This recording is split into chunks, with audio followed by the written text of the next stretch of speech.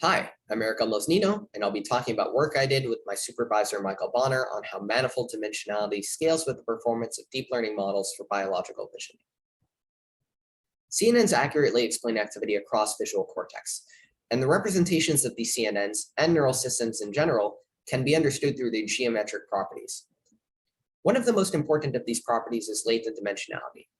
Going from left to right in these examples, as more PCs are necessary to explain a set of neural responses, we can think of their latent dimensionality as increasing. Now, dimensionality plays a big role in nearly every aspect of computation, but it's poorly understood in theoretical models of visual cortex, such as CNNs. There are arguments in favor of low dimensionality as a means of increasing robustness and invariance, and contrary arguments for high dimensionality as a means of increasing expressivity and generalization.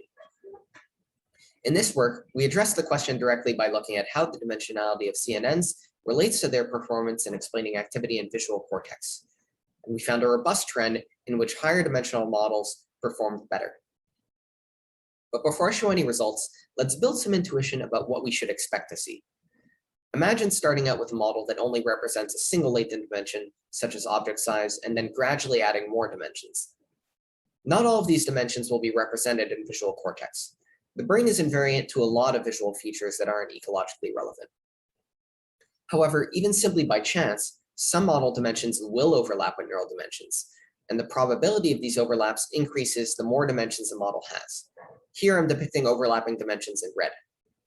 So, in expectation, high-dimensional models should better predict neural data.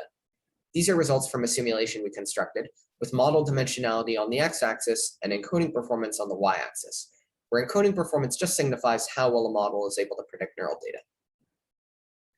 With that theory out of the way, here's how we run our empirical experiments. We first pass a set of stimuli through a CNN to extract a matrix of activations at a given layer. We then measure how well these layer activations explain neural data by training a linear encoding model. And through cross-validation, we can measure how closely the encoder's predictions match to true neural responses on unseen data. Here we're using a monkey electrophysiology dataset with recordings from IT neurons in response to object images. We then run PCA on the layer activations to estimate their dimensionality. Specifically, we're using a metric called effective dimensionality, which is similar to asking how many PCs are required to explain a fixed percentage of variance. Doing all of this for one layer of one CNN gives us a single sample for the relationship between dimensionality and encoding performance. We need more samples to measure a correlation, so we repeat this process for multiple layers. And we also repeat the process for many different CNNs. So every point in the final plot comes from one layer of one model. And our CNNs span different architectures, training tasks, and training data sets to make sure that our results hold as a general rule. Our hypothesis is that we'll observe exactly what's predicted by our theory simulations, with a positive correlation between dimensionality and encoding performance.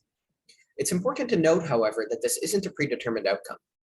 For instance, it's been argued that the visual system works by compressing information through a low-dimensional bottleneck. So we might expect a negative correlation in which CNNs that do a better job of compression tend to learn more brain-like representations.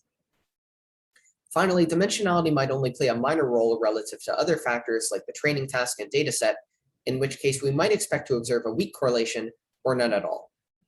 So what do we actually observe? This plot will show our main results.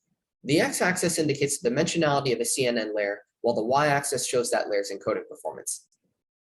What we get is a clear trend in which encoding performance increases very reliably as a function of dimensionality. And I want to emphasize how surprising this result really is. When neuroscientists build computational models, they're thinking about things like the semantics of the features, the training tasks, the dataset, and the architecture of the model. However, this much simpler summary statistic of the representational geometry is predicting the performance of models that vary across all of those factors. Now, I want to address some alternative, but theoretically uninteresting explanations for our results that might be coming to mind. For instance, you might be wondering if layer depth is a potential confound because it affects both encoding performance and dimensionality. Or maybe the number of units in a given layer could trivially explain these results, since more features generally translates to higher dimensionality and better regression performance.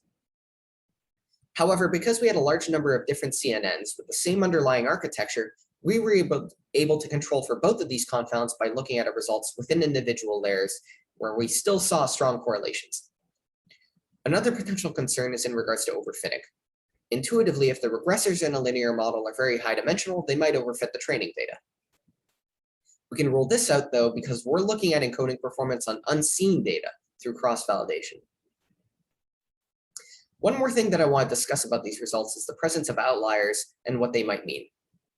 Specifically, we see some low-dimensional models that perform well and some high-dimensional models that perform relatively poorly.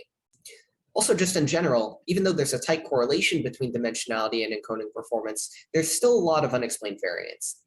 Now, in any study, there's generally outliers and variance, but the reason I want to highlight them here is that this is actually something that we expected to see in our results. Dimensionality cannot be the only thing that explains encoding performance. To think of a trivial case, imagine an extremely sparse code where every dimension only responds to one stimulus. This model would be very high dimensional, but would obviously overfit the training set and have no ability to predict neural patterns for novel stimuli. But we can also relate this back to the simulations I discussed at the beginning of the talk. At that time, I said that as we add more model dimensions, the probability of overlap with ecologically relevant features increases. However, that's just a probability. There's no guarantee for any particular model. We might have a low-dimensional model that happens to align with very ecologically relevant features such as object size, and we might have a high-dimensional model that misses those features entirely.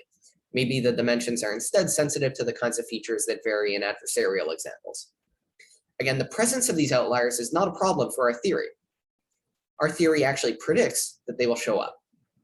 What we expect to see is only that the encoding performance will increase in expectation as a function of dimensionality, which does indeed seem to be the case. Let's summarize all of this and think about what it means. We developed a theory backed by simulations which predicts that neural encoding performance should, in expectation, scale with model dimensionality, and that's exactly what we observed in our empirical results across a wide range of CNNs.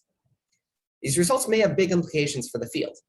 It's possible that dimensionality plays a fundamental role in encoding performance, and that other factors such as the architecture, training task, or dataset primarily act through their effects on dimensionality. Finally, our study focused on CNNs, but it would be interesting to see if these results generalize to arbitrary computational models in the field. And with that, I'd like to give a big thank you to my lab for helping with this work, and to you for watching my talk. See you.